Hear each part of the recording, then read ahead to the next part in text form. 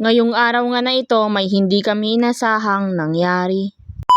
Nagkakasama nga kami ng mga plastik kong kaibigan. Pero hindi namin inaasahan na yung baboy na anti-grace ay matatagpuan namin na wala ng buhay. Dahil nung nakaraang araw nga pumunta sila ng Apayao. Kaya kami lang ang naiwan sa bahay nila. Sapit ng umaga okay pa naman yung baboy. Dahil pinakain pa ito ni Fernan. Pero bandang tanghali natagpuan na lang ni Fernan yung baboy na wala ng buhay. Kaya agad naman kami tinawag ni Fernan para tignan yung baboy. Akala lang namin nagjo-joke siya pero totoo pala. Kaya lahat kami pumunta na dito. Rinatry pa nga nila dyan na i-revive yung baboy. Pero sad to say, wala na tong hininga. Pansin-pansin na nga yung marka ng lubid sa leeg ng baboy. Pero kahit anong gawin namin, wala na ito. Dahil nga wala sila anti-grace, nag-decision na kaming tawagan sila. Pero nahihirapan namin silang i-contact dahil hindi sila sumasagot sa mga tawag namin. Kaya ang una naming tinawagan is si Uncle Bong para sabihin na wala na yung baboy ng anti-grace. Para sa ganun, alam namin yung unang gagawin namin. So nung una nga namin sinabi kay Uncle Bong, hindi siya naniniwala. Ang akala niya nagjo-joke lang kami. Kaya agad-agad na umuwi si Uncle Bong para tignan yung baboy. Bilang magkakaibigan, madami pa nga kami pinagchichismisan dyan tungkol sa baboy. Nasabi nga nila na heartbroken daw yung baboy kaya nagbigti. Hindi kaya naman wala daw siyang girlfriend kaya nagpakamatay na lang. Alain mo yon, wala na nga yung baboy, pinagchichismisan pa. Ganyan talaga yung mga plastik kong kaibigan. Galing-galing pagchismis yung usapan. So dyan nga ng part nire-revive ni Jedjed yung baboy. Halos puro kalokohan na nga yung mga ginagawa nila. Kasi instead na malungkot kami, nagkatuwaan na lang. Wala naman kasing may gusto sa nangyari. Sabi pa nga niya na wag na daw magtampo yung baboy. Kung ano-ano ang trip ang pinaggagawa nila. So dahil nga wala na kaming magawa dahil patay na yung baboy, binuhat na namin ito. Kailangan nga namin tong ilipat dun sa may poso para malinisan na namin. Sabi nga nila na kami na lang daw ang magkatay, total wala namang tao dito. Puro kalokohan na nga ang pinag-iisip ng mga plastik kong kaibigan. Oy, pero baka maniwala kayo na baka kami ang magkakatay. Pwede naman, pero chop-chop na ang mangyayari sa baboy. Nahihirapan nga silang ilipat dyan kasi nga mabigat yung baboy. Halos 5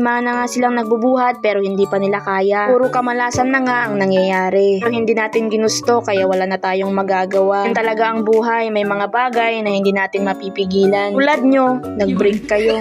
Ay, charis. Joke lang guys. Ay, ang seryoso naman. Kaya kayo naiiwan. Dahil nga hindi nila kaya, nilipat na lang ito sa pinagbubuhatan namin ng palay. Sobrang bigat ng baboy. So sa ilang minutong pagbubuhat, hindi pa rin nila na ililipat yung baboy. Hindi pa rin nga nakakarating sa Uncle Bong para tignan yung baboy. Para malaman na namin kung anong dapat namin gawin dito sa baboy. After nga namin nalipat yung baboy, nilinisan na namin ito. After nito, kakatayan naman na yung baboy. Ang una namin ginawa ay nilinisan muna yung baboy. After nito, balsamarin na namin. Ay, charis. Kailangan lang natin siyang linisan para sa ganun, malinis siyang ililibing. Ay, hindi ililibing. Ay, kakatayin lang pala, sorry.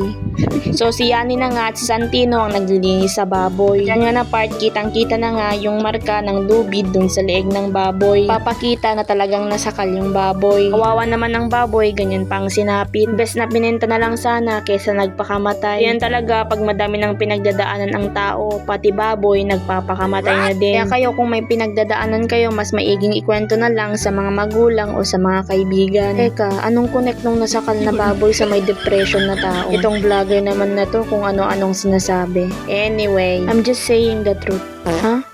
Hindi, ganito kasi yan kapag may pinagdadaanan ka kasi kung ano-anong naiisip mo.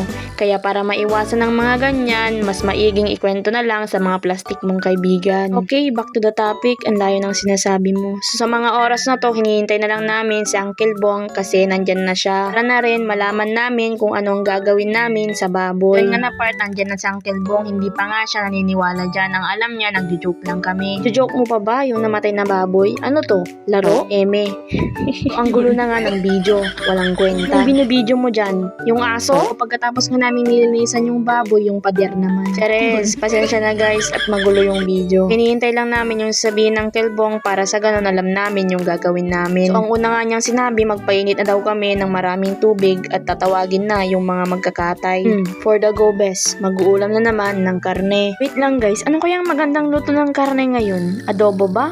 Or inihaw? Oh, ang daming talak. So sa mga may alaga dyan na baboy, lagi nating i-check at lagi nating alagaan yung mga baboy natin. Sa ganon, maiwasan ang pagparty, iwasan ang pagkabigti ng mga baboy. So palaging mapanuri, mapagmatsyag. Ako nga pala si Tin, tambay lang pero may pangarap.